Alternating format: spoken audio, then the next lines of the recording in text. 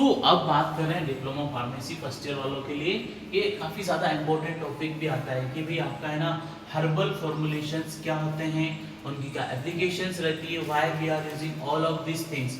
तो उसमें आपके फाइटोकेमिकल इन्वेस्टिगेशंस ऑफ ड्रग्स की बात करेंगे, आपकी जो इसमें ना हर्बल एक्सट्रैक्शन प्रोसेस में आप मेसिएशन, digestion, डिकॉक्टेशन, all of these things which we are using for the extraction of our pharmaceutical products में आपका जो ना हर्बल एक्सट्रैक्शन रहेगा वो काफ़ी ज़्यादा इम्पोर्टेंट कंसेप्ट में आता है। तो आप उसमें परकोलेशन मेथड भी काम में लेते हैं। तो फाइटोकेमिकल्स क्या है कि हमारे नेचुरली सोर्स होते हैं, बायोलॉजिकली एक्टिव कंपाउंड से हमें मिलते हैं।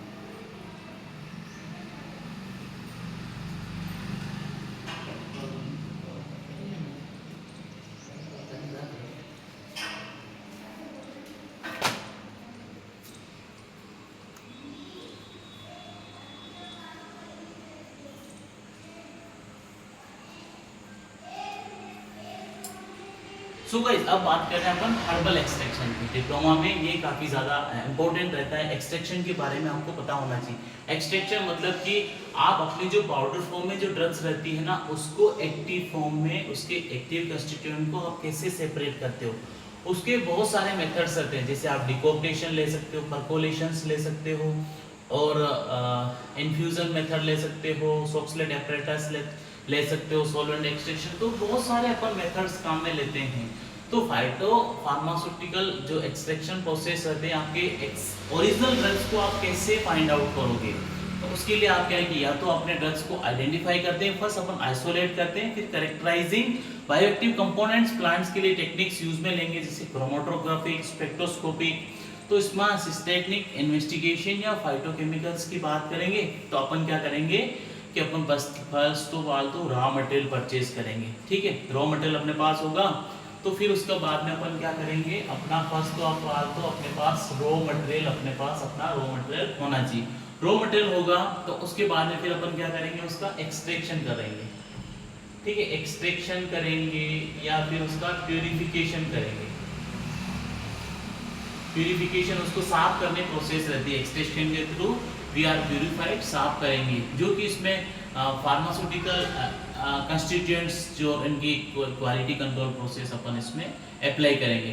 फिर अपन उसमें इसके बायोसिंथेसिस या फिर ओरिजिनल कंस्टिट्यूएंट को आइडेंटिफाई करने के लिए कौन सी टेक्निक्स क्रोमेटोग्राफिक है, जो भी फर्दर अपन यूज में लेंगे। और फिर उसके बाद में क्या करेंगे, अपन इसका क्वांटिटेटिव इवैल्यूएशन करेंगे। क्वांटिटेटिव इवैल्यूएशन करेंगे, तो इवैल्यूएशंस में आपकी ओरिजिनल ड्रग्स आपने निकाली है वो सही है कि नहीं। तो ये सारी की सारी टेक्निक्स हम लोग इसमें हर्बल एक्सट्रैक्शन में अप्लाई करते हैं, अपने जो ओरिजिनल कंस्टिट्यूएंट है या फिर जो फार्मास्यूटिकल सब्सटेंसेस है उसको फाइंड आउट करने के लिए। जैसे कि आपने ना सेपरेशन ऑफ एक्टिव कंस्टिट्यूएंट्स के लिए अपन ये हर्बल एक्सट्रैक्शन टेक्निक्स काम में लेते हैं, इसको अपन बोलते हैं extraction. We have to remove involves in the ingredients from the crude drugs, so is called extraction. Commonly employed technique for the separation of the active ingredient from the crude drug is called extraction, which involve use of different solvent on the basis of the physical nature that the crude drugs to be extracted. Liquid solid हो गया आपका। Extraction process में भी liquid liquid हो गया, solid liquid हो गया। तो इसमें आपका मेसिरेशन हो गया, डिकॉक्टेशन हो गया, डाइजेशन हो गया, परकोलेशन हो गया, सोक्सलेट एक्सट्रैक्शन हो गया और इन्फ्यूजन टेक्निक्स हम लोग काम में लेते हैं। फर्स्ट जो आपका आता है मेसिरेशंस। मेसिरेशंस में क्या प्रोसेस रहती है, सेपरेटिंग द एक्टिव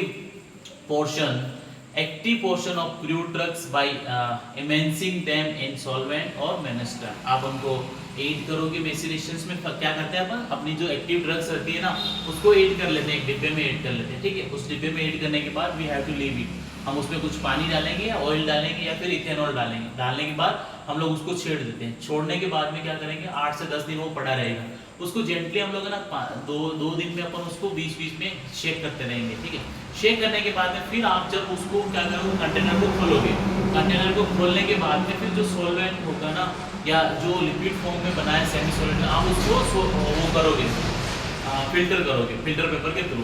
तो आपको जो रेसिड्यू मिलेगा उससे निकलने के बाद में वो होगा मर्क। ओरिजिनल जो आपके कंस्टिट्यूएंट होंगे लिक्विड में वो आपका मर्क होगा। उसको आप सुखाने के लिए छोड़ दोगे, ठीक है। सुखाने के लिए छोड़ दोगे और सुखाने के लिए छोड़ने के बाद आप उसको है ना अब आपका ओरिजिनल कंटेंट आपको यहाँ से मिल गया, जो कि उसमें बहुत सारे एक्टिव कंस्टिट्यूएंट प्रेजेंट रहते हैं। सेकंड वन जो आपका आता है मेसिरेशंस के बाद में, सेकंड वन जो आएगा आपका डाइजेशन।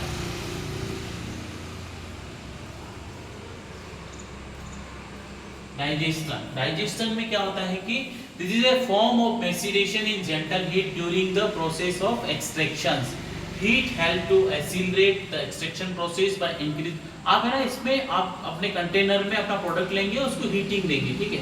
तो हीट क्या करेंगे, आपके केमिकल कंपाउंड्स को सेपरेट करने में बहुत ज्यादा हेल्प करेंगी, जो कि आप इसको हीट में यूटिलाइज करोगे। एक्सट्रैक्शन में हायर यील्ड में बायोएक्टिव कंपोनेंट्स आप जहां से आपको बहुत अच्छे से मिलते हैं, जो कि काफी ज्यादा बेनिफिशियल रहते हैं, काफी ज्यादा फायदा करते हैं आपके लिए। नेक्स्ट जो आपका आता है परकोलेशंस। परकोलेशंस में एक इंस्ट्रूमेंट आता है परकोलेटर, जो यूज करते हो आप परकोलेशंस के लिए। ये काफी ज्यादा यूज किया जाता है टेक्निक्स। आप क्या करते हैं, ऊपर आप इस सिस्टम के थ्रू आप अपने प्रोडक्ट को उसमें फील करते हैं, फिर वहाँ पे एक चोक लगा रहता है, उस चोक को आप धीरे धीरे खोलोगे, स्लोली क्या है कि वो पास होगा। पास होने के बाद मेंस्ट्रुम आपको मिलेगा और उस लिक्विड को आप क्या करोगे, आप लिक्विड पूरा का पूरा छन्ने के बाद 100 ml तक आप उसके थ्रू पास करोगे। पास करने के बाद आपको ओरिजिनल आपका ड्रग्स मिलेगी। उसके बाद में आपका एक नेक्स्ट जो आता है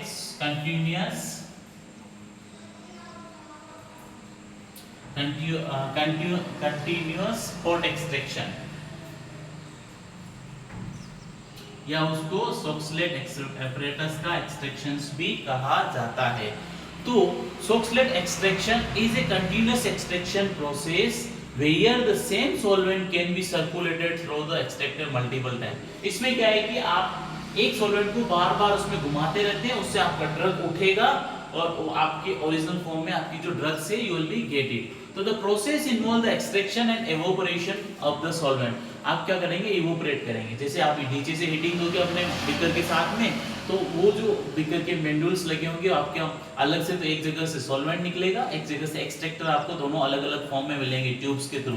तो आपका जो लिक्विड होगा उसके कनेक्शन के थ्रू होगा, और कलेक्शन के थ्रू मतलब कि वो बार बार रिपीट होता रहेगा, हीटिंग रिपीट होती रहेगी। तो इसको आप सोक्सलेट एपरेटस के थ्रू, और ये प्रोसेस क्या है कि 24 घंटे 48 घंटे 72 घंटे अलग अलग तरह के सॉल्वेंट्स के साथ में आप यूज में लेते हो। तो ये काफी ज्यादा यूजफुल टेक्निक्स रहती है बहुत सारे बायोएक्टिव कंस्टिट्यूएंट्स को सेपरेट करने के लिए। नेक्स्ट जो आपकी रहती है इन्फ्यूजन टेक्निक्स जो रहती है ना, infusion process is extracting chemical compound from plant material in a solvent. Chemical compound को प्लांट मटेरियल या सॉल्वेंट से अपन सेपरेट कर देते हैं, वाटर, ऑयल, अल्कोहल। तो इनको allowing material to remain suspended in solvent over time, usually 15 minute. ये process often called steeping with occasional stirring. आप क्या करोगे, अपना सॉल्वेंट डाल दोगे, 15 मिनट के लिए छोड़ दोगे, उसको आप शेक करते रहोगे, तो आपकी जो सॉफ्ट ड्रग रहेगी, वाटर सोल्यूबल कंस्टिट्यूएंट होंगे, वो उसमें मार्क नहीं मिलेगा और वो सेपरेट फॉर्म में you will be get it. अगर आप बॉईल कर रहे हो तो भी आपको ना उसमें सेपरेट करने के लिए या फिर आपको रेगुलर उसमें चलाना पड़ता है। जैसे आपने देखा होगा ना, अपन बाहर से कोई चाय पीते हैं ना, तो आप चाय में गरम डालोगे तो चाय वो जो थैली वाली आती है उसमें तो शेक करोगे, पोट्स को ये डालोगे तो वो इन्फ्यूजन प्रोसेस आपका रहता है। अगला जो आपका आता है डिकॉक्टेशन।